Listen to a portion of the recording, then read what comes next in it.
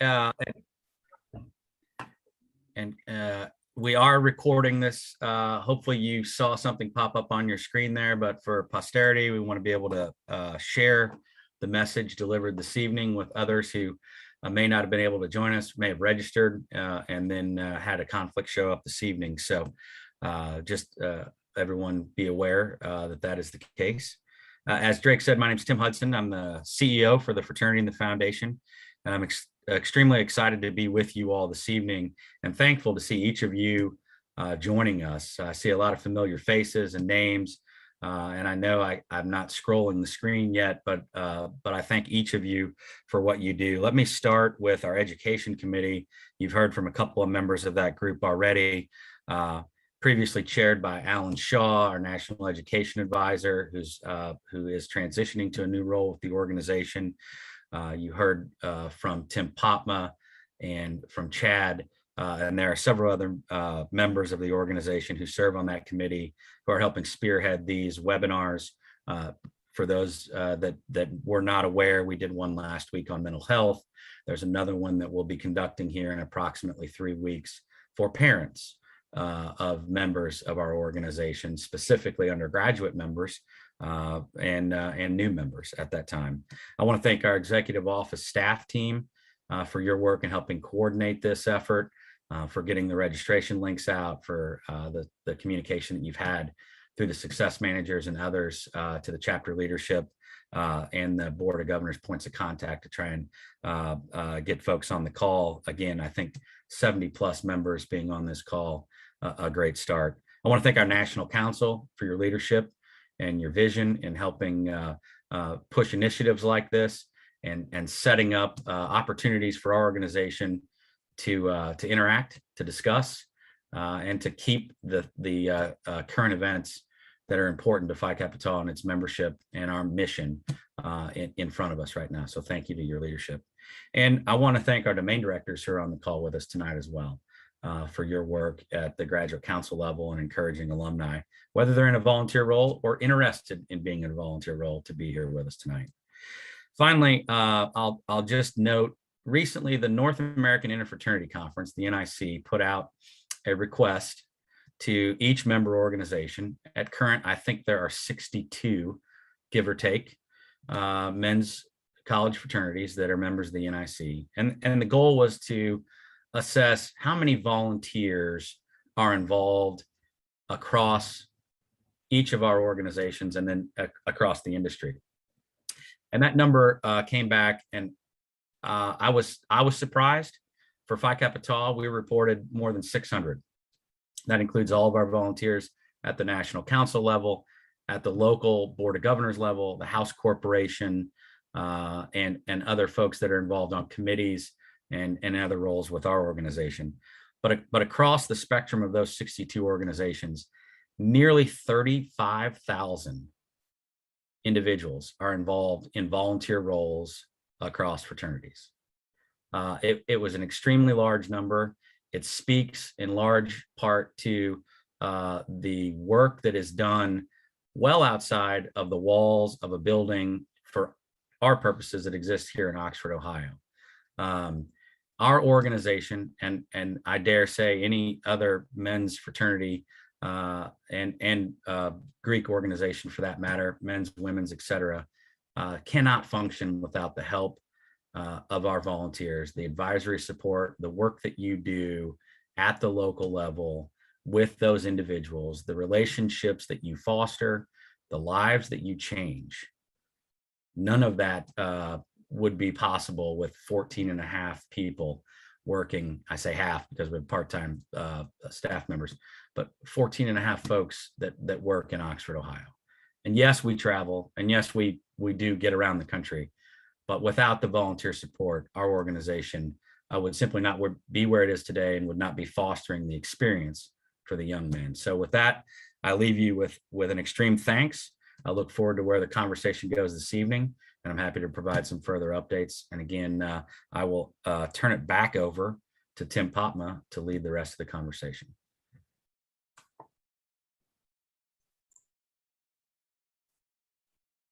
So I will cut in.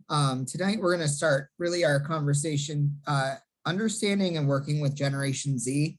So thinking about who are the students that we're working with as we've transitioned from working with millennial students to now working with Generation Z. And what does that mean, and how does that look different in our advising style? So as we think about Generation Z, we want to understand the unique characteristics of Generation Z and learn how to adapt our advising styles to those specific characteristics so that the students are getting the most out of the experience, and we're increasing our effectiveness as advisors in co-creating and helping them meet their goals as an individual, but also as an organization. We also hope to think about how to incorporate our advising techniques and those characteristics into how we work with the Borodale Challenge and how we develop a strategy for working with Generation Z and matching the expectations of the Borodale Challenge. And then finally, we're going to talk a little bit and recognize the importance of connecting and collaborating with your campus fraternity and sorority advisor. So as we think about Generation Z, particularly as learners, there's some unique characteristics that particularly come to Generation Z. They're the first students to be born in a world with smartphones, tablets, and computers. So from my perspective, being a millennial, I know what our experiences looked like before those things became more popular and more widely used. But this is part of their perspective now, that's all that they know and all that they've seen. So thinking about that as we're advising, it's thinking, how do we incorporate technology and new ways of doing things into our systems of recruitment or tracking folks or doing attendance at events or just hosting events, especially after COVID. I think we've learned a lot about technology, and how do we start to incorporate that into our everyday interactions with the chapter. They don't stand for the status quo. So that's really a great unique factor for these particular learners, that as we think about changes and growing the experience of fraternity life, those are the folks that are going to challenge what the traditions and the status quo are so that we can progress and move forward with the fraternity and sorority experience. They also like to make and create. So again, going back to challenging the status quo and challenging the traditions of fraternities and sorority life, we can really help and bring out that creativity and that innovation when we're working with our chapters. So as new executive boards come into our organizations, we can have more direct conversations of, okay, what were some things that we did really well last year, but what do you see are some things that you want to grow and build on, and really tap into that creative aspect of working with them. For Generation Z, it's easier to gain an audience, a stage, and the attention of the right people. So I think parts of this is, how do we utilize technology to the benefit when it comes to recruitment? So not going back to the same strategies we do each year, but growing with the technology and utilizing the skills of our students to grow with it. So those are some of the right off the bat characteristics that are really important for Generation Z. But before we delve into more of those characteristics in your advising style, we really have to know what got Generation Z to this place. So these students that were born between 1995 and 2010 have really grown up in a diverse world where they've experienced economic crisis, political uncertainty, pervasive technology, and increasingly mental health challenges. So these are the things that are shaping our students' perspective of what higher education looks like and what they're looking to get out of their fraternity experience, but also what they want to give back to their fraternity experience. So some of those key moments that shaped their view of the world and their perspective was 9/11. So partially some of these folks in this group weren't alive prior to 9/11 occurring, where some may remember, especially for our folks that were born in 1995. So that particular event has shaped their worldview. And I think as you think about Maslow's hierarchy of needs, that safety component. The Great Recession of 2008, obviously COVID-19 has shaped their perspective greatly over the past 18 months and what that means for their experience in Phi Kappa. Social justice protests and American political divisiveness has also played a role in their worldview and how they show up in fraternity life. One of the other, I think, notable things, and I think this is applicable to advisors, is what generation we're from. So how does the generation we're from affect the way that we advise our Generation Z students? And this is same for their parents and working with their parents. So particularly parents-wise, a lot of Generation Z's parents is from Generation X, and could potentially include millennials as our students are growing older. There are a few boomers, but the primary parenting of our Generation Z is the Generation X. So as we think about specific characteristics outside of that initial, what I just talked about, I think one important one is that these students are growing up a little bit slower than what previous generations have in the past.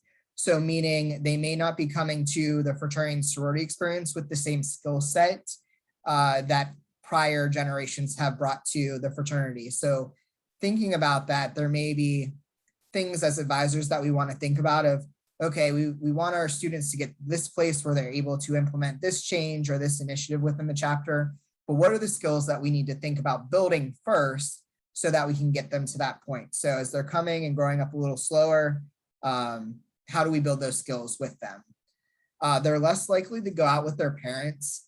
One of the things that I think we see here at Penn State with our students is the involvement of parents in their fraternity experience. So as we're thinking about what we're doing with parents, how are we intentional? How are we keeping them informed?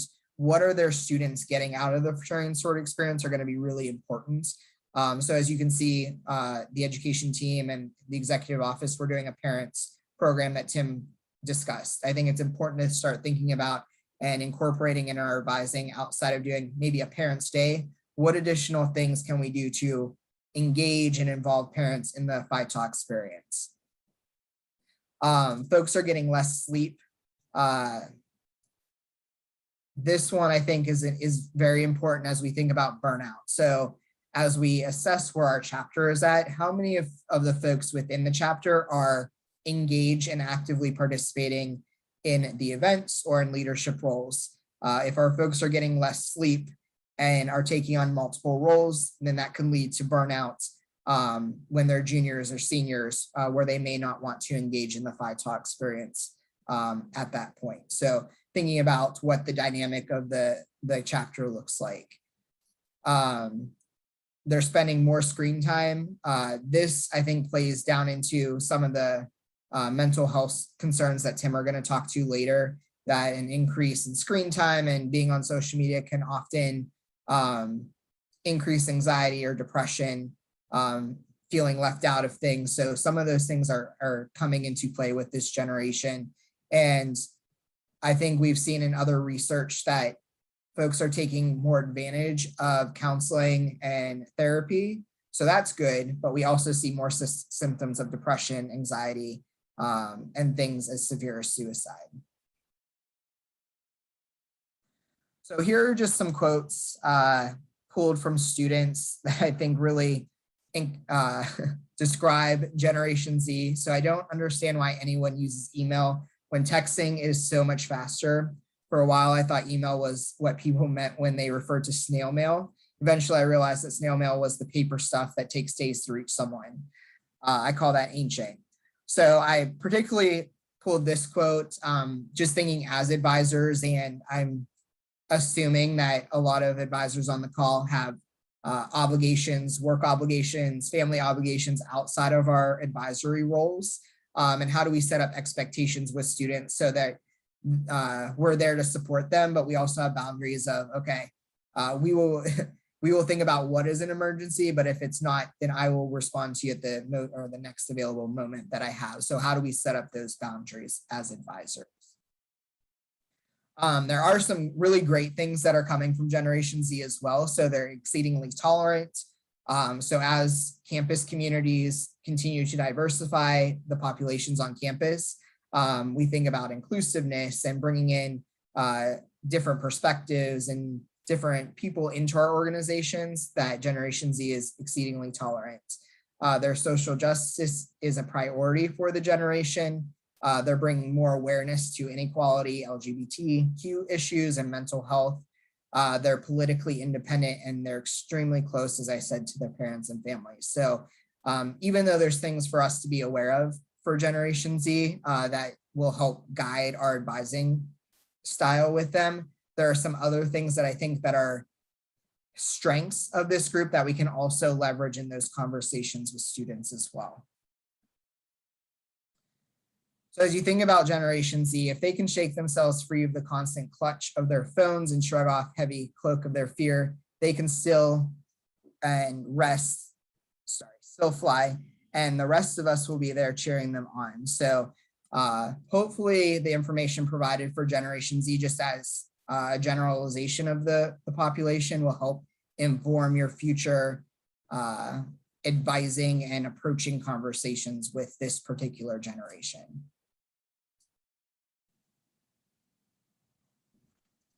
Awesome. So now we'll cover a little bit on what advising Gen Z and how we can use a Bordeaux challenge to do that. So ultimately, what the Bordeaux challenge is essentially the fundamental way that chapters have their performance evaluated over the course of the calendar year. Basically, this is a way of saying this is how we measure how a chapter is performing. This is how we measure if a chapter is exceeding expectations, meeting expectations, or if they're basically outstanding or simply just, like I said, meeting expectations. And the Bordeaux challenge has 13 specific categories, and within each category, chapters can fall into one of three spots. So meets expectations, exceeds expectations, and outstanding.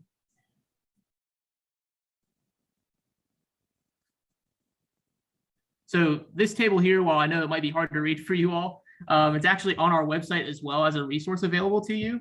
Also within different officer manuals that we have. But this is basically what the Bordeaux challenge is in a nutshell. So we have our three different categories, as you can see, with outstanding, exceeds expectations, and meets expectations. And we have those 13 different categories. And I'll read the 13 different categories, but I don't want to go into too much detail because we could spend probably an hour to 2 hours talking about the whole thing. So we have membership, we have recruitment, we have leadership development, we have community service, we have philanthropy, we have alumni engagement, scholarship, finances, risk prevention, retention, membership development, campus community involvement, and communications. So looking at how you all as advisors can assist, really it's kind of can be seen as one and all hands on deck kind of thing, or each specific advisor can complement each officer by giving them tips, just making sure they're tracking how they're doing as it relates to the Bordeaux challenge. And really the Bordeaux challenge can ultimately help you all goal set very well. So if the chapter just wants to meet expectations, they can shoot for that. If they want to exceed expectations, they can aim high and go past that. So looking at membership, we can really have all chapter advisors help out in this regard. Looking at recruitment, again, all the advisors could really help out in this regard as well. But specifically, the recruitment advisor would do the major check-ins and make sure that the recruitment person really has kind of all the tools to be successful. With leadership development, this can be all the advisors. And speaking on leadership development, this is a big area I think we see chapters kind of look for opportunity the most, in the sense that they look for how can we develop our group, what can we do to develop our group, and this is a big area I think that they could do that. Community service, again, this can be another kind of all advisor-esque thing. Some chapters do have special community service advisors, usually serving as a member of a large role. Philanthropy is something that also kind of complements that. Alumni engagement, the alumni advisor can generally be the point of contact there, but it also could be all the advisors, because generally speaking, you're all alumni. We do have those instances in which they aren't alumni, but they are still certainly respected as they are alumni. So definitely something to keep in mind. Scholarship advisor, the scholarship advisor could be the primary point of contact there. And we have a financial advisor, which is in charge of pretty much finances and just overseeing the chapter finances and making sure that they have all the tools to be successful, they're paying their bills on time, and they're just making sure they're in communication with the executive offices as it relates to finances. Next, we have risk prevention, which is prevention and wellness advisor. Generally speaking, this can be all advisors as well, but the prevention and wellness advisor, again, would be kind of that primary point of contact role and serve as that advisor to just kind of oversee how they're addressing risk, how they're handling it, and ultimately how they're kind of managing it as well. Retention, again, recruitment advisor and or prevention and wellness advisor. These two can kind of complement each other in the sense that recruitment is very much still in the business of retention. You get these guys in the door, now you got to keep them in the door or keep them in the building in a sense. So ultimately you look at recruitment, or you look at recruitment in the sense that you're always recruiting people. Sometimes you're even recruiting your own members to keep them around. So that's how I think recruitment advisors can really play a part there. Prevention and wellness, same kind of concept. They're preventing them from leaving ultimately. They're assessing, are they managing risk effectively? Are they effectively providing a safe and healthy environment? Things like that. Membership development, this goes on with leadership development as well, but really how are we developing our members into men of distinction is kind of the focal point here. So looking at, are you providing professional development opportunities? This can be as simple as talking to the chapter about how cool your job is, talking to the chapter about how cool your life might be, things like that. Or even ultimately as kind of complex as helping them build out their resumes and sitting down and going over a resume, something like that might be great. Looking at campus and community involvement. So this could be really all advisors, and it could be the chapter advisor as well, because that chapter advisor and or the faculty advisor have that kind of direct link to the campus. So they can provide what opportunities available. They can let them know, kind of where to go on campus if the chapter is unsure, especially now as we transition back to in-person learning. I think the faculty advisor is going to be critical in this time, just to let people know what's available on campus as they're all kind of returning back to in-person learning. Communications, again, all advisors. Communications, I think, has become a huge thing as of lately in the virtual world, with social media playing such a big role and a variety of other factors just playing into your digital presence, and having a platform digitally is just huge.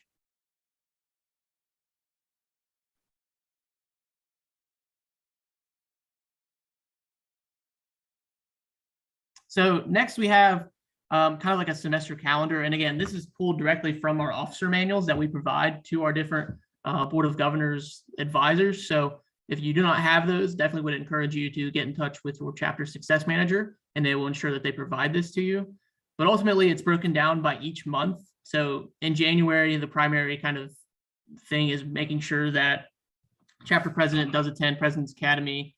If VDI is happening that year, making sure VDIs are, that they're going to VDI or something, which is our Volunteer Development Institute intended for our volunteers. Also, regional conference is a big thing in the spring, so making sure that they have an idea of who is going to regional conference.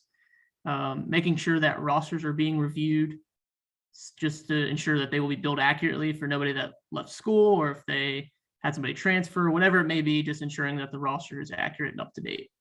Also reviewing the spring bill, which is issued shortly after the rosters lock. In February, we have usually our first regional conference, and it's important that we have our groups attend regional conference, as well as the appropriate groups attend in their respective region. In February, we also have our first payment due on the spring bill. So ensuring that that bill is paid and or a payment plan is locked in for the semester. Also a big period for recruitment. So making sure that they are adding associate members and looking at development. So just developing chapter goals in general for the semester and as they lead into the summer as well. March, looking at kind of more or less the paperwork aspect of things, and the initiation request. An initiation request is a lot simpler now compared to what it used to be, I will say. I won't go in too much into detail on that, but basically it's just kind of clicking a few buttons and making sure people have what they need taken care of on initiation requests. And it's that simple. Chapter goals, again, just checking in each month, making sure chapters are on track to meet their goals. If they're not on track to meet those goals, how can we get back on track? Looking at April, program registration again. So looking more towards our summer programming. So Leadership Academy, making sure they're sending the appropriate individuals to leadership academies. Convention and or conclave, so making sure they're sending appropriate representatives to convention and or conclave. Then we shift towards May, so making sure that reports are in. So all chapter spot reports or checklist app reports on the Phi Kappa portal are due by May 15th in the spring. So just making sure that all those reports are in essentially. And then planning for the summer. So ultimately we have a big focus on Recruitment 365. So making sure that the groups aren't stagnant during the summer, but making sure that they're at least trying to recruit during the summer, or at least trying to do some kind of programming during the summer, just so that the summer isn't seen as kind of dead air, or they're not doing anything during the summer. Looking at a summer to-do list, again, as we touched on, making sure that they attend appropriate programs during the summer. So if that's Leadership Academy, or if that's convention or conclave. Also reviewing the mid-year scorecard, which is sent out by our office. Basically just giving kind of a mid-year review on the Board-L challenge, so letting groups know how they're doing on the metrics. Also checking in the mid-year goal. So the spring semester at the end of that is essentially half the individual's term. So assessing how they're doing halfway through their term. Are they on track to meet their goals? If they're not on track, again, reviewing and seeing how we can get back on track. And looking at the fall semester, we start in August. So looking at the chapter goals, did those goals change at all over the summer? Have those goals been achieved? Are those goals still ongoing? What that looks like. Also debriefing with the attendees of the summer programming. So talking about their experience, figuring out maybe who would go next year, getting some excitement about the next year's programs, things like that. September is very much similar to kind of that February, January. So looking at the fall bill, kind of reviewing it. Prior to that, looking at your rosters, reviewing those rosters. So if somebody graduated in the spring, if somebody left school, if somebody transferred, whatever it may be, just making sure that the roster is accurate and up to date and reflects current membership. Again, with the rosters, you're adding associates. So if you had anybody that joined, the first week of August when you all got on campus and, they decided to bid them, just making sure they get added to the roster. Looking at October, so reassessing again goals, looking at checkpoints, seeing how chapter goals, if it's kind of the end of their term, seeing how if they made those goals, how they did it, what it looked like, and how it can transition into the next exec board. Also, we talk about elections. So looking at elections, I think it's kind of a variety of things, but one, making sure those elections happen. Two, making sure that there's some kind of officer transition workshop. I think ultimately, planning that is where it happens in October, and then November, you'll see the actual kind of workshop happening. So looking towards November with paperwork, again, initiation requests, it could be as simple as just clicking a few buttons, just making sure people are done and they have what they need taken care of. Elections, again, having those actual officer meetings to transition effectively and make sure that people aren't just thrown to the wolves is ultimately what we're looking at in terms of officer transitions and elections. Next, we look at December. So looking at paperwork, so all those chapter spot reports or checklist app reports or portal reports, whatever you want to call them, are all due on December 15th. That is the final cutoff date for all those reports. And then December, we can also see officer transition retreat. So looking at the new exec board and the old exec board, they basically meet, have a conversation on goals. Did they meet their goals? Did they not meet their goals? And I'd be remiss if I did not mention, we do have curriculum for officer transition retreats. So if you all are looking for kind of a landscape or an idea of what officer transitions can look like, we do have curriculum that we could provide to you all to help facilitate that.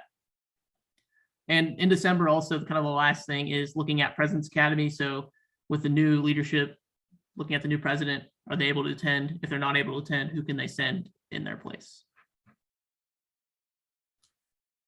And then this is basically what is in the officer manual. So it goes in month by month breakdown of kind of how we can kind of assess where we are. This is a very good foundation of kind of what I would say what the executive office expects. You all as a board may have different expectations of one another or different kind of ideas of what you do each month, but I would say that this is pretty much the base expectation of kind of where the executive offices lies towards the semester to-do list.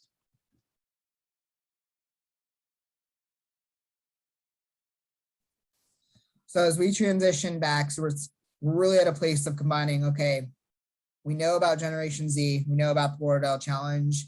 How do we help them co-create what the Phi Kappa experience looks like for their local chapter? So as thinking about your advising style and working with Generation Z, thinking about fraternity as an experiential learning experience. So I say that and thinking about how do we balance allowing the students to learn through their experience versus what are those times where advisors need to step in, whether it's for prevention or health and safety reasons. So thinking about as we're advising Generation Z, what is that balance in your advising style? Motivational interviewing and asking questions, probing questions. So if you don't know what motivational interviewing is, I know we use it a lot here at Penn State. I would highly recommend to take a deeper delve into that. But really the main premise of motivational interviewing is helping the students realize what their goals are and how do we align those with their actions. So as Drake talked about, developing goals and following up at each point throughout the year, how are we helping the students align? Okay, this is what you said we're about and what we want to focus on this year. Are those showing up in your actions? And how do we ask questions and probe and help them see where they're at in that process? I think one of the most important things, especially as we're getting into new officers and advising, is who is responsible for what. And I think as we go through transitions, a lot of times what I see is that things weren't passed off, things weren't shared forward. So how can we reestablish who is responsible for what, specifically with the Board L challenge each year? So we lay out those clear expectations so that our student leaders know, okay, I know at this point in the semester, I need to submit this report or this paperwork to the executive office. Before setting goals, review with students what it means to reach the Board L challenge expectations. So as we're developing goals, they should be in line with what you all are doing on campus and with the Board L challenge. So we want to make sure that our goals are aligning with those documents. Definitely utilize reports to challenge the chapter to build off previous years. I think in the chat I saw asking about or talking about yardsticks and how do we measure year to year. Really utilize the mid-year, and I'm assuming the executive office does end of the year reports each year as well for the chapters. Utilize those in your conversations with students. So say, hey, we did really well in community service this year. Maybe we should focus more on philanthropy if philanthropy didn't hit the expectation or the level that you'd hope for the chapter the year before. Touch base regularly with the students to discuss their progress, whether that's at meetings or I think we've come into this experience where Zoom is more prevalent now and Teams and different technologies, which help us connect with the students a little bit more. And then I think what's really important is just being knowledgeable about the Phi Kappa Tau resources, but also your university resources to supplement that support for your students as you're advising them for them to reach the goals that they have set forth. And then the second piece to this is working with your campus fraternity and sorority advisor. So as a previous coach and advisor for chapters, I no longer, that's not part of my portfolio here at Penn State. But one of the things that I find really helpful is setting up meetings at least semesterly so that we can talk about the chapter and that we're on the same page and we're working more as a collaborative unit so we can help the chapter meet the goals that they have set. Set up mutual expectations, definitely maintain communication across the board or across the year with your campus FSA.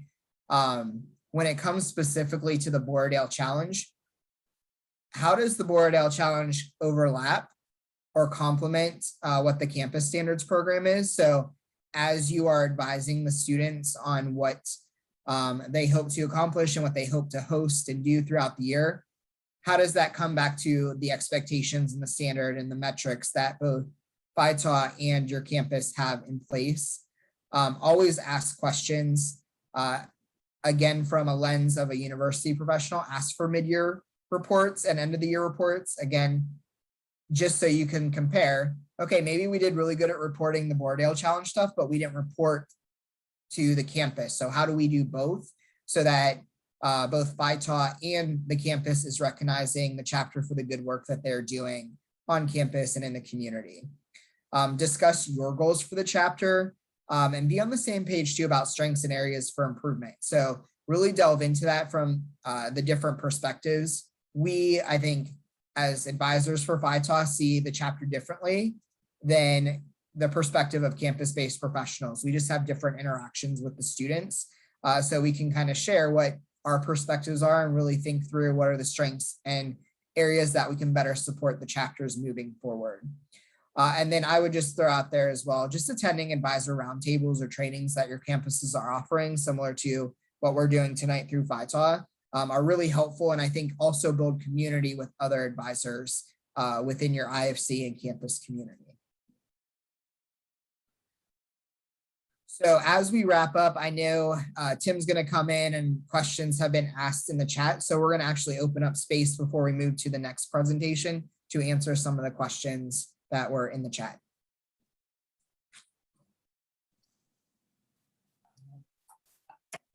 I think you got the two major ones I saw previously, but it was, do chapters or advisors formally track or trend their board L challenge performance and look at lessons learned, or target specific improvements year on year and from one executive council to the next set of leadership?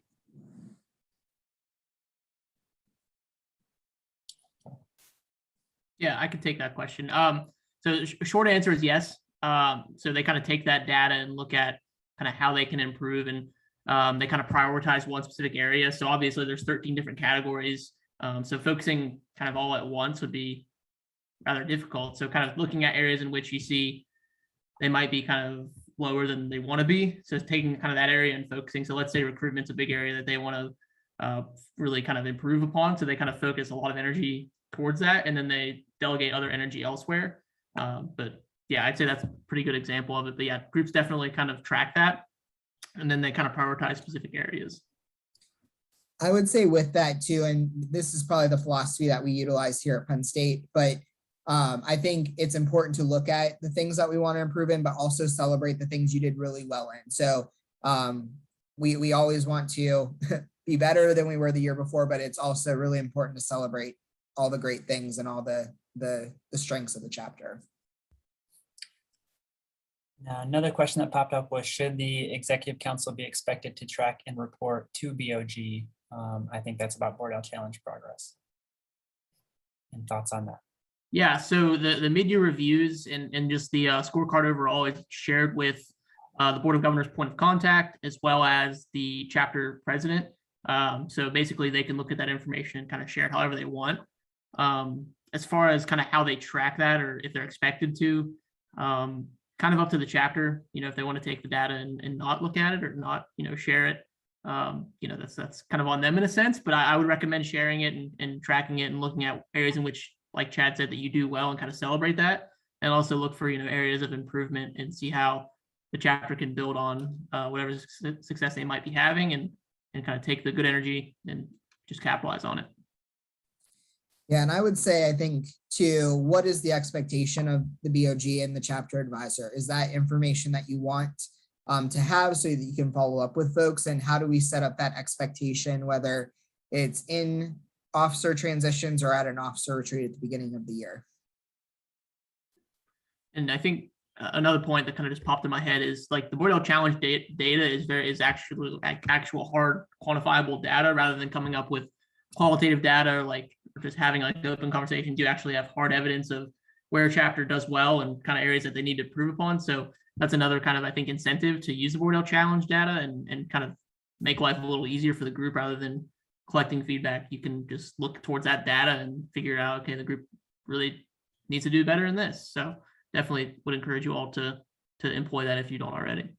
Yeah, and I would say with that, Drake, I think having the quantitative data is really important, but I think what can be infused into advisor conversations of, all right, maybe we didn't do well in academics this year. Why didn't we do well in academics? So that is going to help navigate what the actual problem is. Maybe we'll just say because COVID was an issue this entirety past year, that folks struggled concentrating while at home taking classes. So we probably want to delve deeper down into the why of some of those things to help direct goals and to develop solutions to the challenges in some of those areas in the board L challenge.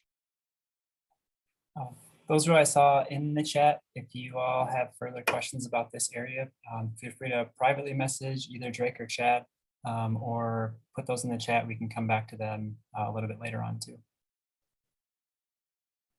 And then I'm going to jump into and start with the mental health support. So again, here as I'm talking, as you have questions or as you are want clarity on anything, please feel free to pop that in the chat too, and can try and address it as I go, or come to it at the end of kind of this section. I did a little bit of this last week. Last week had a very broad audience. This week, the goal is to maybe hit some of those same things, but go a little more in depth into your role as advisors or volunteers working with undergraduates and how you can maybe help them navigate some of the concerns they may be experiencing or facing, how you can help the chapter in general support health and wellness, and what campus resources or community resources might be useful to know as a starting point at least. So I'm going to start with really identifying, looking out for your brothers and looking out for what are some of these behaviors and things that that we're going to be paying attention for that might be different things that might require different maybe interventions or conversations to help get someone somewhere. So kind of in order from maybe not all of these are worries, but a little bit more or less severe to more severe in terms of how quickly we might want to respond. And they're not, this isn't linear, so you don't start at stress that leads to depression, that leads to all these other things. They don't all go hand in hand, but sometimes they all do. And I wanted to differentiate some of the things. And so I think overstress can look like depression. And so I wanted to highlight that just kind of that stress piece, and that can be a kind of a key starting place and something I think we're going to see. You're going to see in trends as we move into midterms or finals weeks. You might start seeing some behaviors that you're like, ooh, they're disengaging and they're can't get a hold of them. Should I be really, really worried, or is that just kind of a natural flow of the semester? But then what can I do to help? So I want to start with that stress piece, right? I know for us here, we're well into week 4. We're seeing that first round of exams. I work with students kind of on a referral basis, and we're seeing the stress just kind of skyrocket. So professors are commenting that they're asking for extensions. They're saying they're overwhelmed, right? That's what's kind of happening right now, and we'll kind of move through that in and out. But if you're seeing a drop in fulfilling commitments, so they aren't showing up to meetings, they didn't complete that task or send that email or respond to texts, maybe they're shifting where their commitments are. Maybe they're not taking care of themselves very well. So you notice like, hey, it looks like they haven't maybe showered or shaved in quite a while. Maybe they're getting too much sleep or too little sleep and kind of have that exhausted piece. Those can be signs of multiple things. They also could be stress. And we know that if stress kind of continues without any change in there, that can lead to exhaustion, that could lead to burnout, that can lead to overall disengagement, right? And like reshifting, I'm too much going on, I need to drop something, what's going to drop? That could be standards of behavior stuff around executive council. That could just be an overall falling out of following through on things. That could be lowering standards of the work they're doing. That could lead to them dropping off the position, and that could lead to them dropping out of the organization. And so stress is one of those things we want to pay attention for and look for. And as an advisor, right, we can check in, we can encourage them. We can maybe look at delegating and redistribution of who's doing what in the chapter. Is this a situation where, right, the president is carrying the workload of the entire executive council because other people aren't engaging much? And how can BOG maybe help with that? Is that where, right, this brother is in the slew of their like semester of hard classes and they're just going to be stressed out and maybe they take a little bit of a step back, right? As advisors, we have the bigger picture and can kind of look at the overall picture of college life and what's important for the student right now, and encouraging them to invest energy in the right places for what makes sense for them and what makes sense for the chapter, and hopefully kind of mitigating some of that too much chapter pressure on any one person that can cause that overload or exhaustion or burnout, right? So I think that key part there is to really just kind of check in and just be able to acknowledge what you're seeing and figure out what's maybe going on with them. Kind of further step with that does look at depression. Again, some of these things are going to be a little bit in common. And we're going to see maybe too much or too little sleep. It shows up very differently. We might see change in appetite, eating too much or too little. Might see low energy, low motivation, and just kind of a general lack of interest. Not just low motivation towards fraternity and academics and lack of interest towards those things, but lack of interest in kind of anything. Just an overall kind of somber mood and just an overall change. So if you're seeing this behavior with somebody, or if you're seeing somebody start enacting some of these, we want to make sure that we're kind of checking in a lot sooner. If right, these go kind of unaddressed, that can lead to full disengagement, full stop following through. This is where we see students just kind of disappear from going to class. they disappear from their involvements. People can't find them, can't get a hold of them. Maybe they're hiding out in their room. And so if you hear your executive council talking about brothers that they haven't seen in a while, it could be that they're stressed and they're busy. It could also mean that they're maybe a little bit falling in this depression piece. And that's not your job to figure out, but it can be your job to kind of check in and offer support. And so that is that big piece there, is that check-in, that offering some support, and that working to connect that student to a counselor or to professional resources that I can get into a little bit too. Sometimes areas of depression can lead towards self-harm. Self-harm doesn't necessarily mean depressed. Self-harm can be a coping mechanism that students have learned, or that any of us have learned, to kind of handle our stress or handle what we're going through. And that isn't just, I think the most common thing that we might think of is cutting, and that can be across various places, sometimes visible, sometimes not, right? But that might also be, burning knuckle hair off, or burning hair, or just kind of burning in general. That could be scratching and not ever breaking skin, but enough where that scratching for that pain to feel something is there. Sometimes that's just punching walls or beating head against the wall. That could also be substance misuse, and either drinking pain away, or drinking to feel something, smoking, using prescription medication, a whole wide variety of things can all kind of fall under this realm of self-harm. So again, sometimes this is obvious, sometimes this is acceptable. In some student circles, excessive alcohol use might be acceptable to them and just kind of a norm and what they think is okay, but really somebody might be using that as a form of kind of harming themselves, right? Experiencing such a bad hangover, right, where that headache hurts so bad, and repeatedly go through that can be that form of self-harm in that way. And sometimes this is not obvious at all. We may never be aware that someone is doing this. And so just, again, making sure we're checking into behaviors that might be alarming and not making assumptions. So if someone punched a wall, is that because they're just angry in that moment? Or is that some form of wanting to feel something? And I think the really big things I end up worried about with self-harm are not so much about their intent, because most of the intent here is not to cause so much harm where they would end up killing themselves. But the worry would be behaviors of self-harm that could unintentionally cause more damage than what they might think about. So banging your head against the wall could lead to a concussion. That's not necessarily their intent, but that harm can have long-lasting effects. Or cutting near a major artery, right? You slip up and that can cause a lot more harm. And so we want to check in on students who might be going through this to make sure we're getting them connected, and maybe helping them find more appropriate coping techniques that they wouldn't cause unintentional harm. And so this is that same thing. If you're hearing rumors, right, that check-in, that support, and that connecting to a counselor or professional help there. Ready for the next one. So the last two would be substance use and abuse. And we know that for Gen Z, kind of alcohol use is on the decline, seeing a lot more marijuana use. This semester compared to last year, we're seeing, at least anecdotally on my campus, a rise in alcohol use again, but that's just kind of more in being social and being out there. And so I think from a chapter perspective and an individual perspective, again, not your job to identify whether someone's misusing or using too much, but I would say behaviors to watch out for would be a big reliance on use. So if someone can't have a social function without having some substance use, that might be a sign you want to reach out. If they regularly talk about coping, I had a stressful day, I just want to get blackout drunk, right? And that's like a constant common thing for them, as if that's their only way of kind of coping through what they're going through.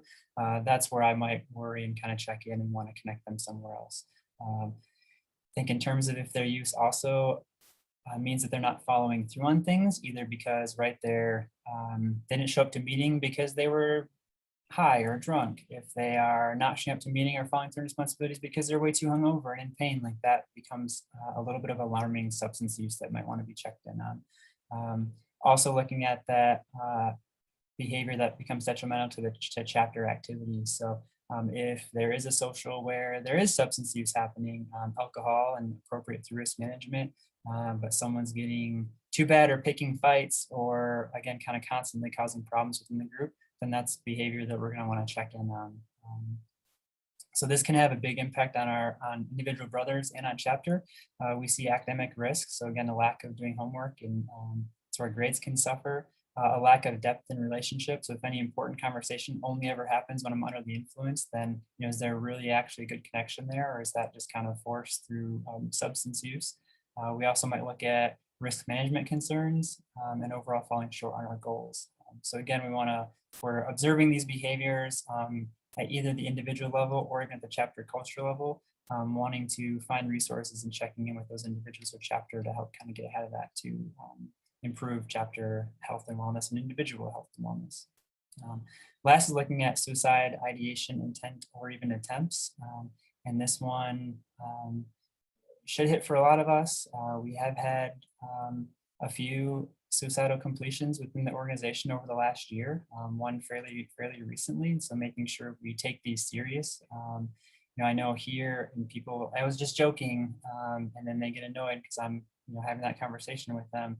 But we don't want to have someone's joke be let go when they might really be suffering. And people use that as coping and to work through things. But we want to follow up on them and make sure that if they really are suffering and feeling that way, that we're able to catch that. Sometimes it's that they don't know how to reach out and are using this as a means to kind of put it out there. And sometimes it's not. But again, that's not necessarily your job to figure out. It can be your job to just kind of check in and follow up on them. So hearing comments like, oh, I just don't want to be here, or what's the point of all of this, or I just don't want to be alive, or I don't want to get out of bed, or just kill me now, or a lot of these existential crisis things sometimes can be some suicide ideation. Again, not your job to figure out, but your job to check in on. And that can be any combination of the above, and it can be nothing. Something that we would do would be to check in on if they have a plan and how serious the concern is. Again, not your job there. I would encourage you to not accept offhand jokes or comments as such, and to find a private time to say, hey, I know you made that joke or comment. I just want to check in. Can you tell me what you mean? Are you doing okay? And then, right, if people are saying, no, I actually am really struggling and I'm unsure about, what's happening, then connecting that person to a counselor or professional help definitely right away. So in kind of the 5 key areas, I'd say, for learning behavior, there's a lot with anxiety, and I know COVID has caused a lot, but these I would say are things that can kind of snowball or lead to kind of more major concerns for chapter or for individual. But I wanted to give some idea on behaviors to watch out for and kind of when to check in and go forth from there. So if you do have questions about any of these, we'd love to have you pop those into the chat. You can get to those at the end as well, and we'll keep moving forward into kind of the taking steps to help. So at the individual level, we're encourage you all to know what resources exist at your chapter level. I have a resource slide coming in later, but I do want to point out that one of perhaps strong benefit to COVID that I have seen within my profession now is the prevalence of virtual counseling, that I feel like adds a whole other level of accessibility. So the ability to do it from your room or private space, the ability to find a counselor that works for you without reliant on the town that you're in. A lot of colleges are in small towns. Their counseling centers have wait lists, or might not be able to serve or have the right counselor for somebody. The small towns themselves have full counseling aspects, and virtual counseling and access to that, I think, is huge and a great resource. And so, but knowing what does exist in your town, I think becomes an important step to just have knowledge of. And if that's you specifically, or if that's your BOG designated somebody, maybe it's a chapter advisor or someone that lives locally, to have that strong knowledge, they can inform others and can bridge that gap. Just have somebody really investing in knowing what's available in your town. And that checking in and reaching out. I know as advisors, you all are, come to us, talk to us, let us know what's going on. I think that's great. Having that open door is great. I don't know that students are always going to follow through on that, especially some of the prominent leaders may be a little, may not even be able to acknowledge themselves that they're not doing okay, may feel the pressure of carrying the chapter on their shoulders, and may need you to initiate that first step and just saying like, hey, I know you're going through a lot. I know the semester is busy. I know the chapter's got some issues. What do you need? How are you doing? How can we help? What's going on? Taking that first step can be huge and kind of open that door to the conversation. And as you also looking at capitalizing on relationships, right? Like, hey, we're observing as a BOG that this person has this change in behavior.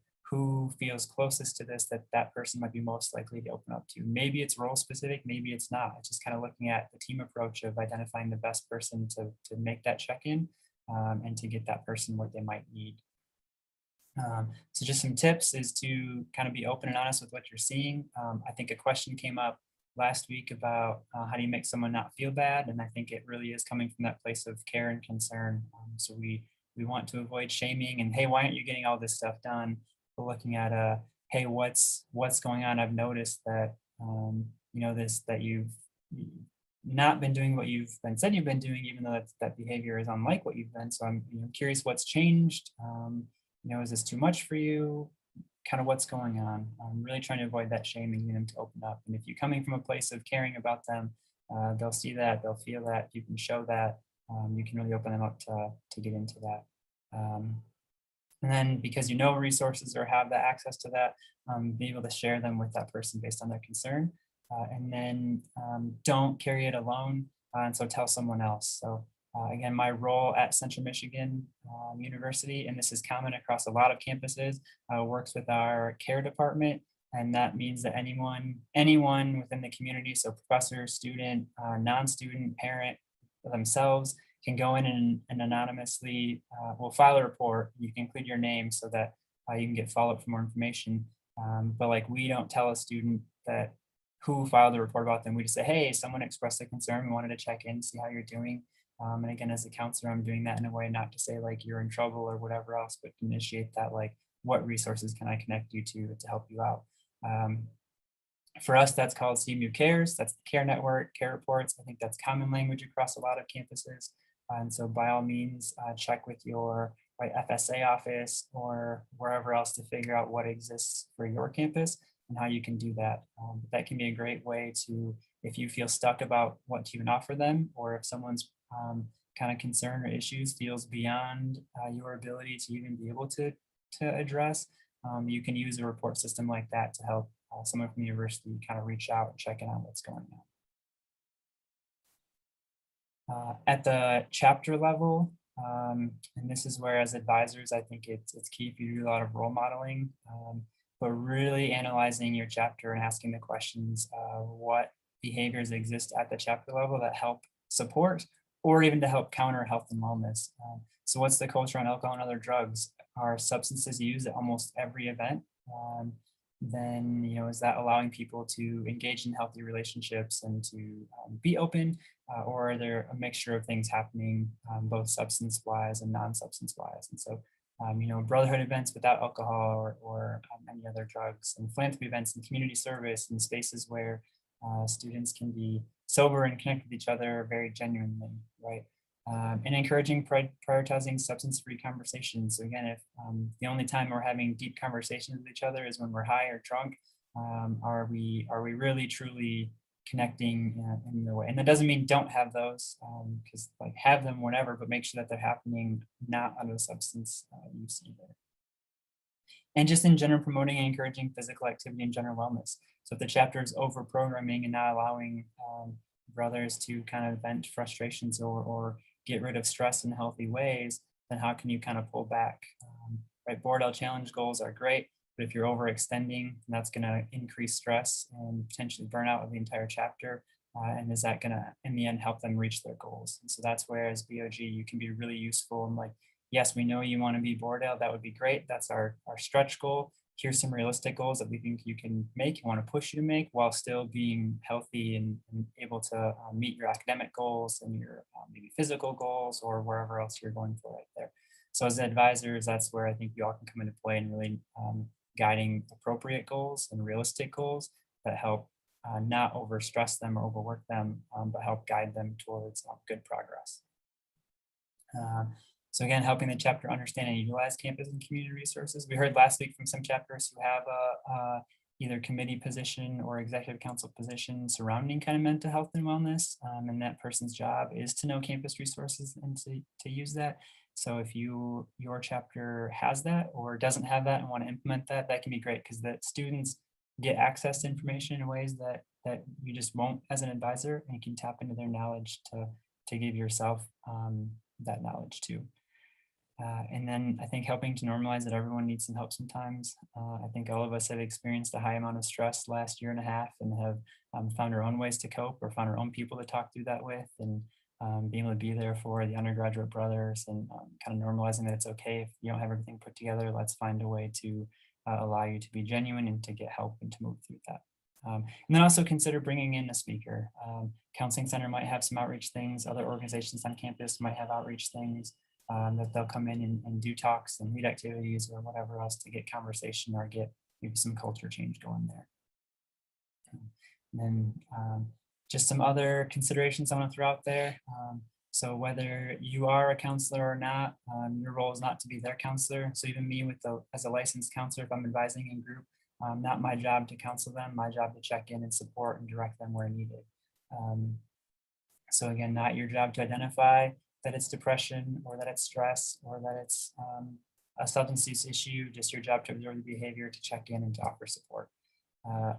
This question came up last week about kind of a legal obligation or moral obligation to share. Unless you work for the university as an advisor, I don't think there's any, right, like I operate under Title IX stuff and sharing about sexual assault stuff. That is a legal obligation I have to share. I don't think that's going to exist for most of you as advisors, but I do think that there's a moral obligation, and again, from a sense of care. So you don't have to report things to the university specifically, but I would encourage you again to use that care report system, to do that, to not handle that alone, and to share information to make sure, again, the student gets the help. The last thing you want to do is to carry that weight of something happening and feeling like and wishing that you had done more. And we might always feel that way. But looking back and going, nope, I got help. I didn't carry this alone. I think you'll appreciate that down the road, and we can help carry students through that and help them get the support they need. So again, I want to encourage you to reach out to them and being proactive and not just waiting for them to come to you. Again, reminding you to capitalize on who has the best relationship with any given person. And then would encourage you to role model health, wellness, and relationships for yourself as BOG, and showcasing what you're doing to kind of practice health and wellness and to take care of your own kind of mental state and physical state so that you can encourage them to do the same. And then last, and here's where knowing that this will be shared out, right, just wanted to point out there's a couple different national hotlines and crisis helplines. So if you are worried about someone who might be experiencing suicidal ideation, don't know where to start, you can reach out to these, you can share these. You can look at local numbers, of course. Campus police or 911 become important in emergencies. Again, FSA office or counseling centers can be a great place to start to look at local emergency, either crisis hotlines. We have Listening Ear in Mount Pleasant, Michigan, but kind of identifying some of those. And then utilizing Psychology Today, you can enter a zip code to find local counselors within your area is a great place to start there as well. There's some alcohol related. So Al-Anon would be for people who have experienced having someone in their life who has an alcohol problem as a support group. And then Alcoholics Anonymous would be someone individually having a drinking issue or concern. There's also might be, there's marijuana support groups and different areas there that you can do Google searches to find.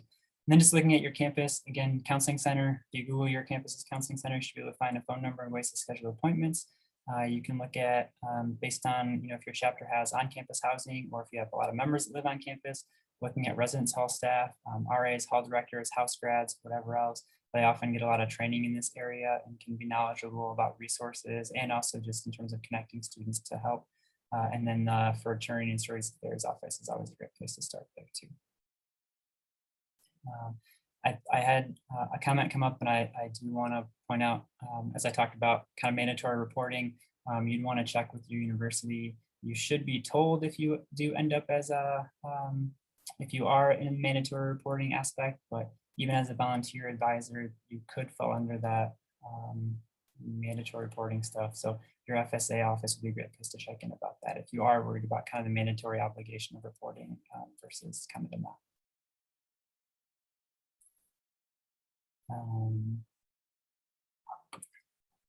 I think I've seen a lot of activity in the chat. So Tim, I don't think there are any questions. I know there was one, and Tim, actually replied a couple times to the question. Tim, I don't know if you want to expand on the balance between high numbers or if we're good in the chat, but other than that, there are no other questions. Okay. Perfect.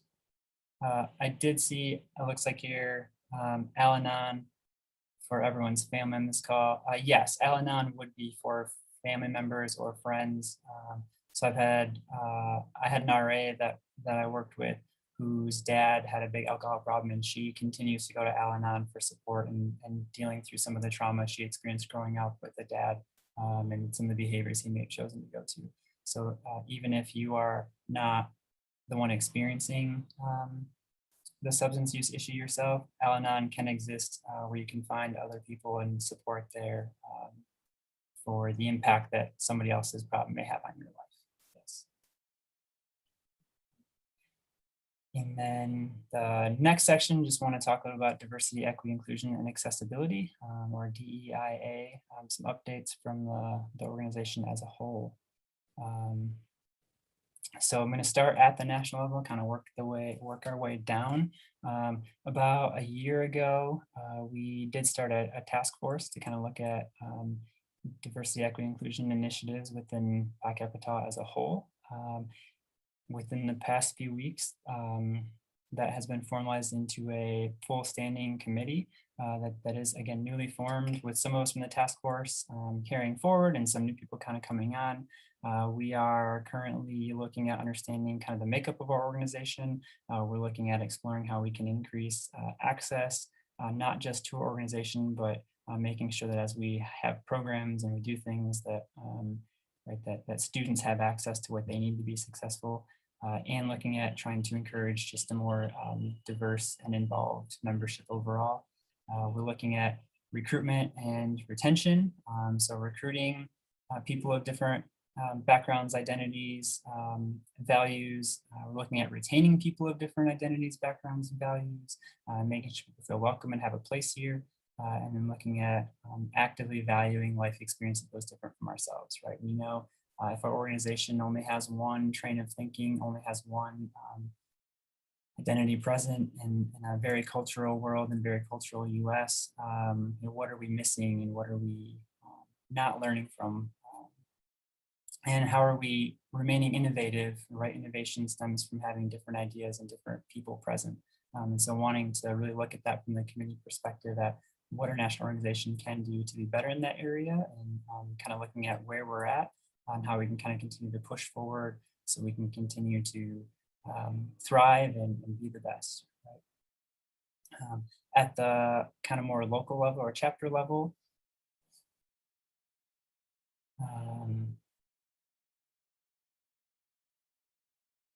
next slide. So kind of looking both internally and externally, and here's where advisors, some things you can do to help make sure your chapters are remaining as strong as possible. Really looking at encouraging your undergraduate members to support and welcome diversity of thought, identities, strengths, and weaknesses. Again, new ideas come from new people, and new ideas come from different people with different experiences. And so wanting to encourage finding commonality amongst brothers, but also wanting to celebrate those differences and appreciate those differences in order to, again, be the best they can possibly be. Also looking at how, as an organization, as a chapter, you're addressing and discussing world and campus events. So as things are happening, how are you responding to them? As some of the members within your local chapter might be impacted by things happening worldwide and locally, how are you working to support and show those members that you are supporting them as they might be individually influenced by what's happening, right? Externally, really looks at building that reputation for inclusion. This is focused on recruiting. If we want to recruit different people, we have to have that reputation for saying that we welcome different people. And so being able to set that up and look at that at the university level, and how do you build that reputation?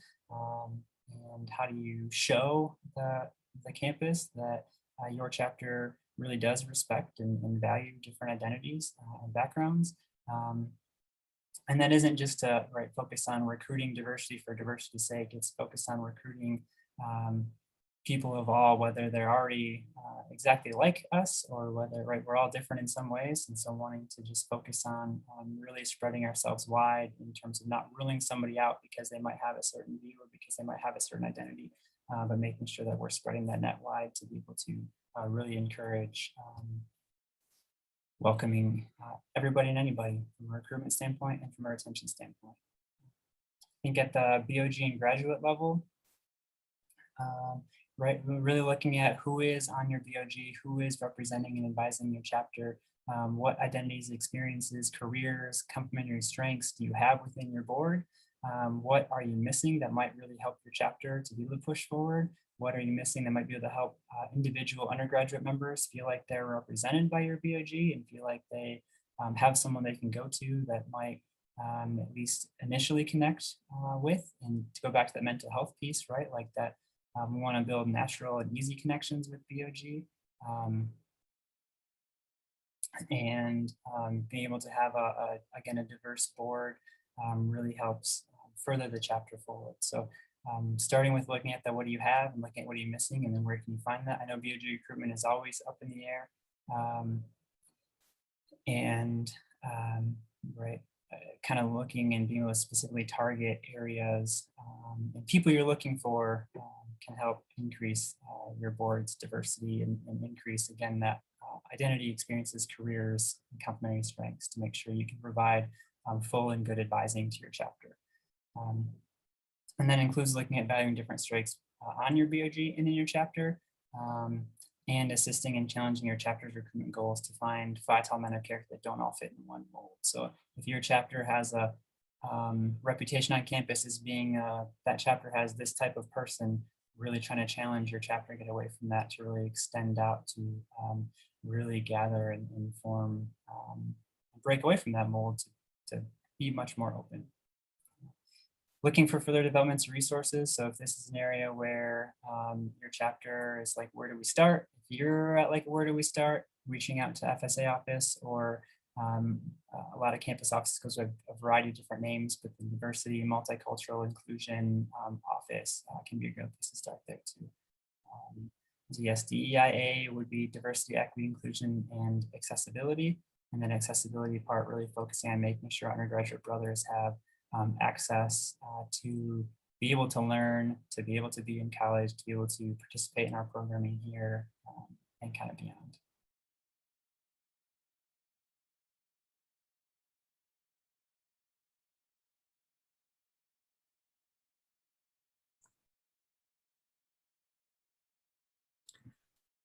And I think this is turning back over to Tim Hudson and the executive office staff. Thanks, Tim. And I'll just reiterate a couple of items that I had on my list. And you've heard about them both in the last couple of slides from Tim. The mental health focus of the organization, the idea that we've put this task force in place, the idea that we are across the education space, across the staff space, at the national board level, on executive committee calls with President Holland and Vice President Barry Mask, we have had multiple conversations about this. And it's not something that just happened in the last week or the last month, but it's certainly something that we've pushed to the forefront for the organization. And so I appreciate the work that's being done, the workshop that was done last week, those that attended that was recorded. If you weren't on that call and you'd like a copy of that recording, please send an email to a member of our staff team, whether it's Drake or Brandon or anyone else for that matter, and ask for that. And we'll be happy to send that along. We'll also be publishing that for folks. And from the DEIA standpoint, I think there has been good attention by our organization, but continued focus on that area is something that we're all keeping at the forefront as well. So is it any more important than mental health? I don't know how you gauge those things. I would say that our organization finds both of those extremely important and something worthy of our membership hearing more from the organization about, and you will continue to do that. A couple of examples that you'll see if you follow us on social media. is a variety of different tweets and Facebook posts and other things that have gone out in the last week about different religious holidays, and one that I thought was unique and new for our organization. I had never heard our creed in Spanish, and I did last week for the first time, and that's during Hispanic Heritage Month. Again, it's a small, may seem like a small thing, but I think to a number of our members, that might have been the first time they heard that too in their native language. And it was just, I think it says a lot about what our organization is doing to be inclusive among the work of the DEI task force and the NOW committee and advisor.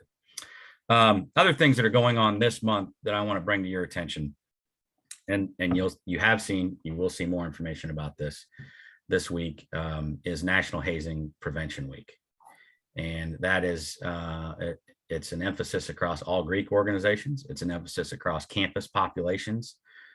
We know that hazing is not something specific to just Greek members. It happens at the high school level. It happens in various organizations at the high school and college level, whether it's athletics. The top three types of organizations that experience hazing, aside from athletics, in both high school and college, are religious organizations, musical instrument band organizations, and then Greek life organizations. And so this is National Hazing Prevention Week is about all of that and all of the work that can be done by fraternities, sororities, and each of those other entities to try and put an end to hazing and its unnecessary surfacing in different chapters and different individuals. And so you'll see more of that. What I want to encourage you to do as advisors and mentors to our young men is think about engaging with questions on how they're interacting with the new members, right? The power of asking a couple of questions, whether it's around recruitment, whether it's around any other area of the operation, is important. I see, is anybody else not able to hear me? I see at least one person said. I can hear you. Okay. Yeah. Okay, I'll keep going, and I apologize if there is some audio issue. We'll try to get that resolved. I think it's important as advisors that you ask questions. So how is the new member experience going? You're asking that of your executive committee that you're interacting with as a board of governors, but have some interactions with the new members. If you've not already done so and your chapter has new members, please be sure to schedule some time where you or another member of the advisory team can be in front of those new men and offer your input, your advice, a friendly face, and someone that they can come to if they have concerns. We're going to do the same with their parents in the coming weeks.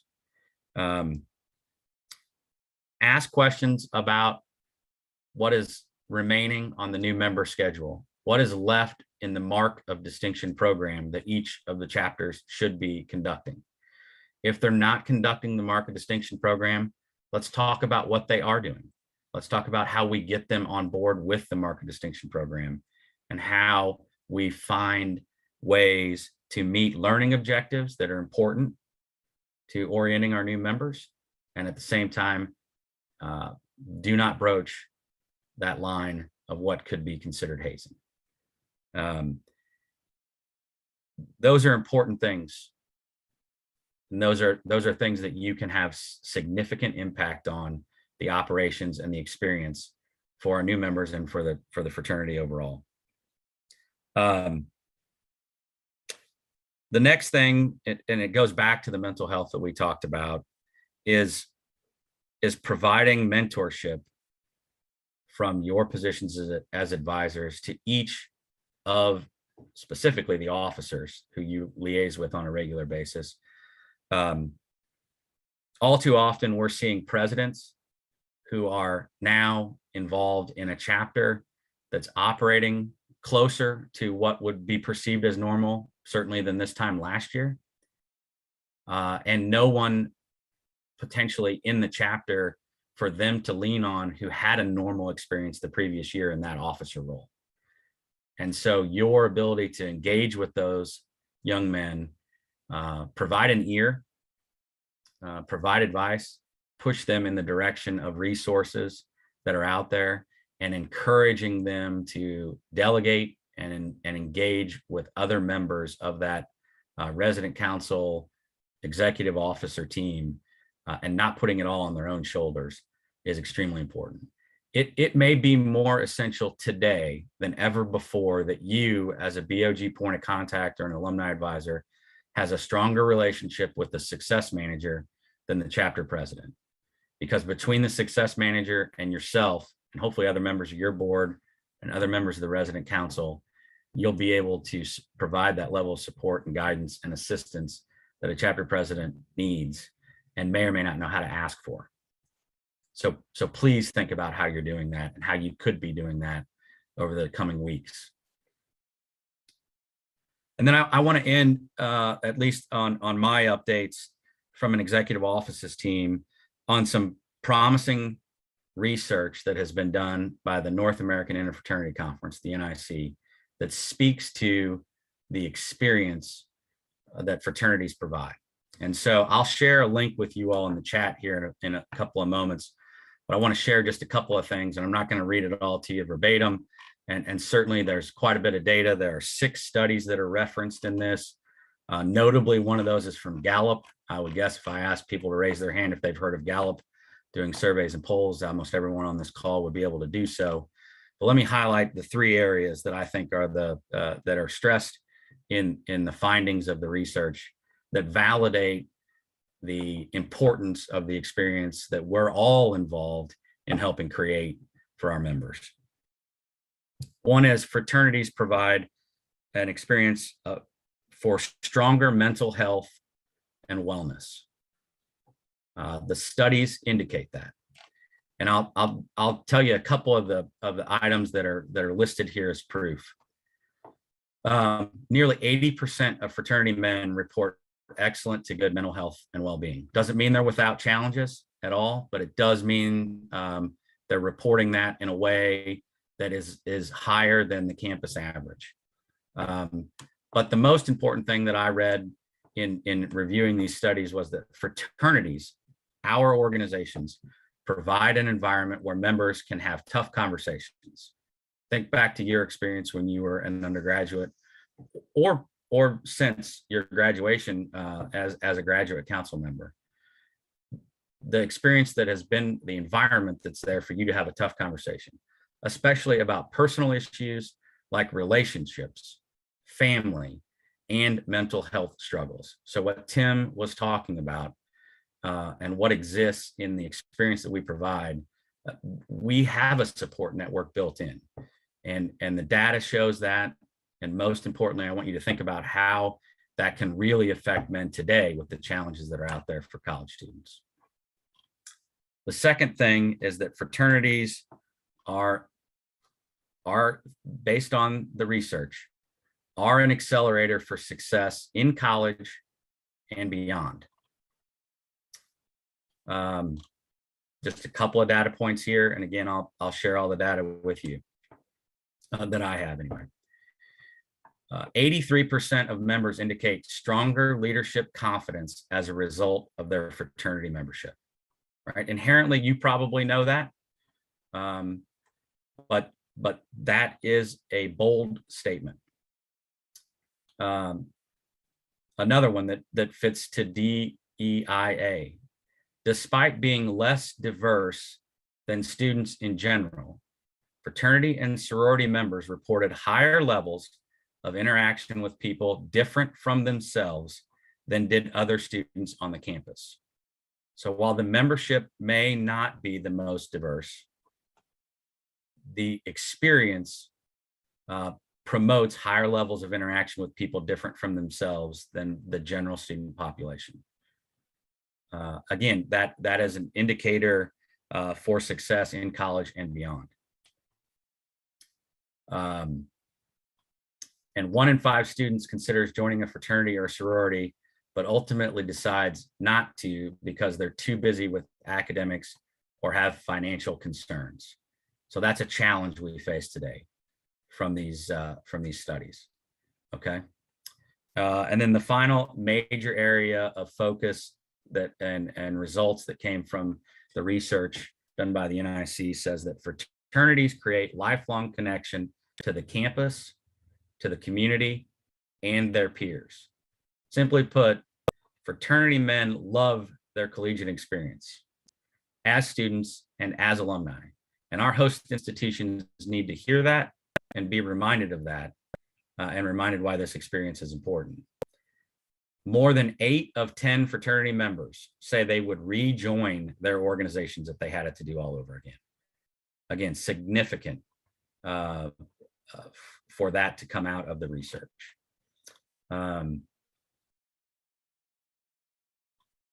I said it before, fraternity members feel a stronger connection to and are more engaged in their communities, and we know that as well. So I'll provide that information here in the chat and encourage you to read that. We're going to be doing a variety of press releases across the organization and the industry that help to share that. And I think that's something that we need to be celebrating when we talk about what our organization does and the experience.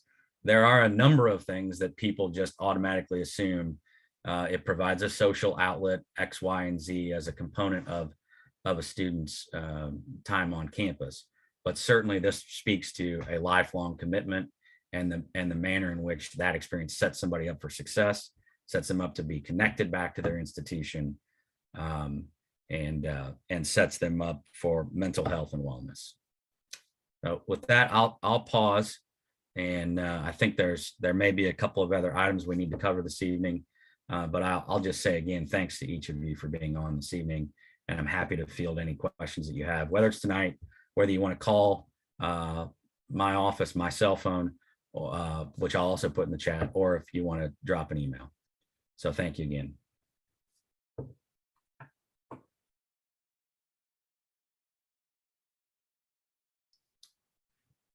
And if no one has questions, I'll pose this one back to the group, because there are a number of you on here who have years of experience.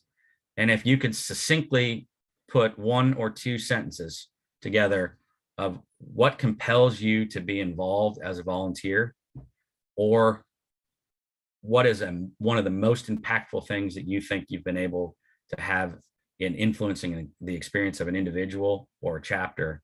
Again, just a couple sentences, because there are a lot of you on here, but if you want to share that, I'd love to hear that while we're on here tonight as well.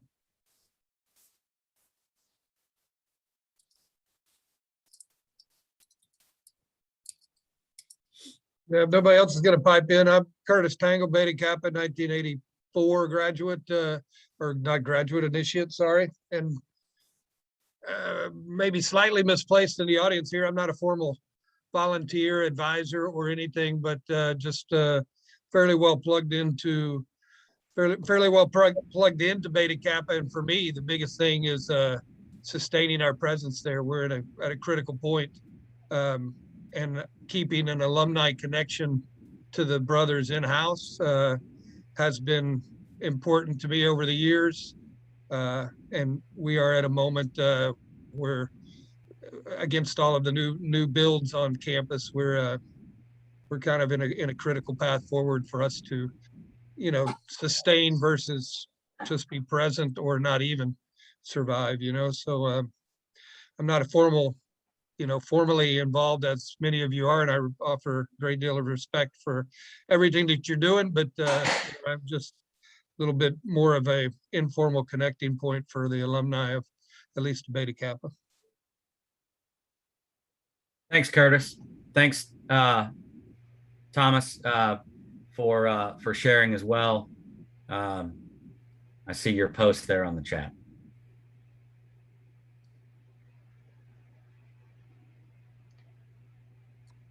Well, for me, I don't know what I would have, well, I do know what would have happened to me if I hadn't had fraternity. I'd been dead in Vietnam. fraternity did so much for me. So it's a way of repaying it back. As far as helping kids go, I was never a great student. I think if I would have, the one thing that I would have done better was to apply myself more. And for fraternities and students, you're there to go to school. If you have a higher grade point average than normal, it takes away the most used objection to joining a fraternity, and that's that I need to do good in school. And you're actually better in a fraternity than outside of a fraternity. Thanks, Bob.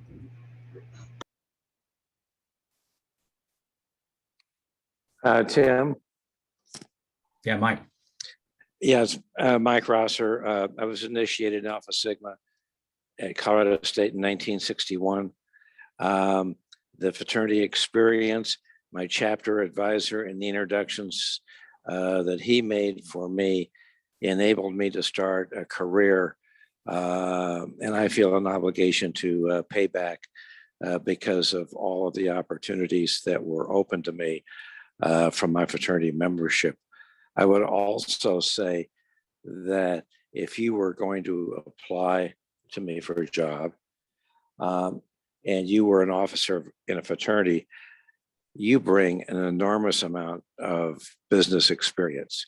You have to manage the finances, you have to deal with the HR problems in the chapter. You have to recruit, you have to build an organization and adapt your organization to the structure and the culture on your campus. And not many 18 to 24-year-olds come to their careers with that kind of background and experience. Thanks, Mike. When I went, Larry, thanks for sharing on the chat, as well as Scott. And Ron, go ahead.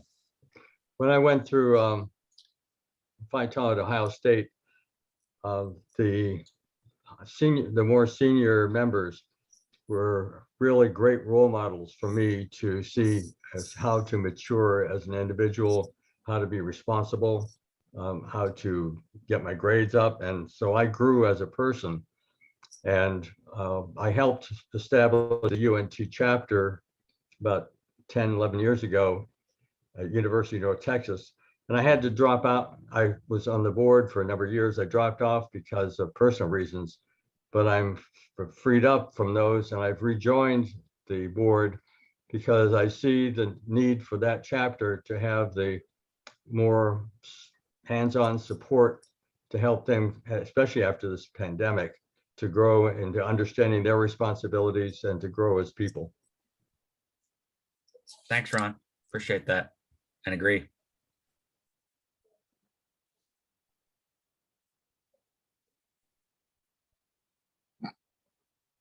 Did have a question asked. Somebody asked, what can Fraternity and Sorority Affairs Office do in the area of mental health? And I think they can be a really good bridge to the university as a whole. So that might depend on like their skill set, but they're going to know what resources exist on campus and be able to direct you to the best place, whether that's the counseling center or some other office. They're going to know if there's that kind of anonymous reporting system in place. And so if you are struggling, university websites can be difficult to manage or navigate sometimes. And so if you can't find what you're looking for, right, they would be a good link into determining what's available just from a starting place. And so you could reach out to them with really any questions and see what they're offering in that realm. They might have presentations set up or partnerships with different offices to help with that too. So just wanted to point that out. That is going to vary by campus. So it's hard to give general statements when every campus does things a little bit differently. But reaching out to them can be a great bridge into what is available.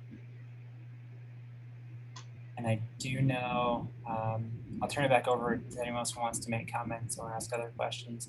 But in case anyone has to step out, Chad, Drake, and my emails are up there. That should be a 1. If not, it looks like an L. I might have typed it wrong, might be just the way it looks. But that is Papa 1 TV. So if you have further questions later and want to reach out, feel free to let us know. anyone else wanted to share or jump into questions, then I'll turn it back over to you.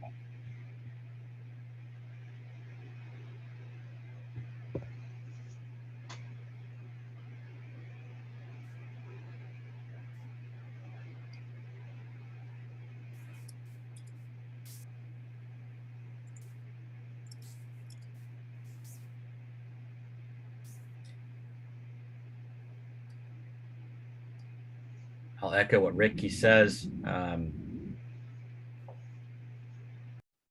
And Dale, if you would like to take us home, I think maybe if you mentioned you might have a comment or two. Happy to have you, bud. Thanks, Tim. Hey, thank you, brothers. First off, thank you very much from the bottom of my heart. You know, it takes success and it takes a brother to help a brother down the road. In our ritual, we're reminded that, are we our brother's keepers? And I say we are, and I thank you for being here. The three core pillars of any successful chapter are a successful executive council, advisors, and a strong BOG. And by you being here tonight, you're proving that you're committed to that, and your chapters are successful. We have Sandy on board from Upsilon. Thank you, Sandy, for being here. I appreciate that. A very strong, successful chapter, but you have to be able to look your brothers in the eye and help them along this journey. Alan, I want to thank you and your education committee for putting this great program on. And these programs are all coming because there's a need. We have to be flexible. We have to be agile as our situation, our climate environment changes. And we have the right team in our education advisors with Tim and Chad and Brandon and his staff and Alan and his team. And I know I'm leaving somebody out and I'm not trying to slight you, but I appreciate everyone's dedication. I encourage you to think outside the box. Do we need a wellness advisor in our chapter? Somebody to get together a flag football team, a basketball team, something to get the guys outside of the house and not focus on academics all the time, but make sure they're all okay. In the Air Force, our saying was we have to be a strong wingman. And I'm asking each and every one of you to be a strong wingman as you help your chapters as advisors. It's okay to look a brother in the eye, put your hand on his back and talk to him, make sure they're okay. We've lost a couple brothers over the last year through suicide and other fatalities. Boy, I sure would like some saves out there if we can. And I love for you guys to help. And I'm counting on my brothers out here. One of the commitments I started when I was elected and appointed as national president is brotherhood never dies, okay? And I need every one of you to step up and help out, be a good wingman. It's okay to do a brotherhood check. I'm checking on all the national counselors to make sure they're good. I'm checking on Tim. I want to make sure everyone's good. And I know Tim's checking on his staff. I ask you to do the same. So please, if anyone needs anything from me, you guys have my phone numbers, my email. I'm accessible all the time. I'll take any call. I appreciate you. I respect you. I thank you for your time. I really do, and dedication. I am very proud to be a Phi Tau, and I know each and every one of you are. Sandy, if I can make you an honorary Phi Tau, I'll try to help you out there, but do the best I can.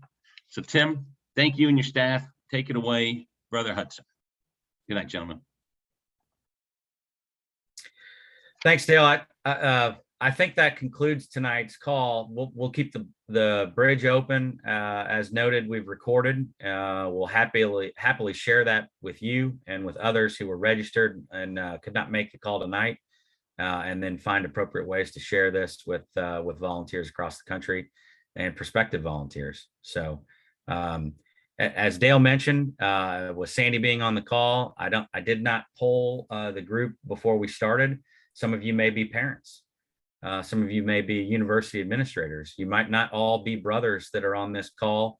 That is perfectly acceptable and encouraged. So find the right people to engage in an advisory capacity with the chapter. Look to others to help you do that. And that will only make the experience that you provide for our members that much stronger. So again, thanks for being with us tonight. And I look forward to hearing from you, seeing you, and celebrating chapter successes across the country and saves, as Dale said, over the coming months and years. So thank you very much.